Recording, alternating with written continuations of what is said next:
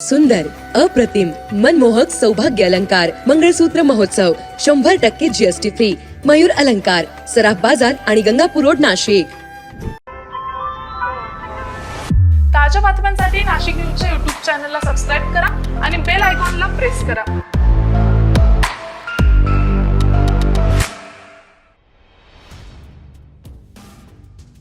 Share मार्केटमध्ये सुमारे 15 लाख रुपयांची रक्कम बुडाल्यानं आर्थिक विवंचनेत सापडलेल्या 30 वर्षीय तरुणानं स्वतःच्या अंगावर ज्वलनशील पदार्थ टाकून पेटवून घेतले.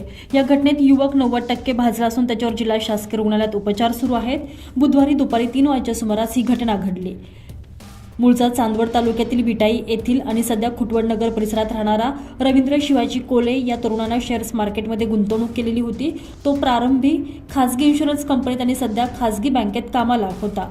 त्याला मिळत असलेले पैसे आईवडिलांना न देता त्यानं शेअर्स मार्केटमध्ये गुंतवले होते. मात्र गेल्या काही दिवसांपासून शेअर बाजार कोसळत असल्यानं त्यात त्याचे सुमारे 15 लाखांचे नुकसान झाले.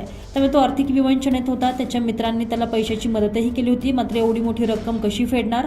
आईवडिलांनाही आपण फसवले असल्याची भावना त्याच्या मनात निर्माण झाल्यानं बुधवारी दुपारी त्याने पिंपळगाव बहुला येथील ज्योती विद्यालयाच्या मोकळ्या मैदानावर दुचाकीवर स्वतःच्या अंगावर ज्वलनशील पदार्थ ओतून पेटवून घेतले. या घटनेत तो 90% भाजला असून दुचाकी देखील जळून खाक झाली आहे. घटनास्थळावरून स्थानिकांनी रुग्णवाहिकांनी पोलिसांना माहिती दिली. याचवेळी पोलिसांसह अग्निशमन दलाचे जवानही घटनास्थळी दाखल झाले. त्यांनी दुचाकी विझवली. मात्र 1 तास उलटूनही रुग्णवाहिका येत नसल्यानं शेवटी नागरिकांच्या मदतीनं पोलीस वाहनातूनच त्याला जिल्हा रुग्णालयात दाखल करण्यात आलं. या प्रकरणी पोलिसात नोंद करण्यात आलेली आहे.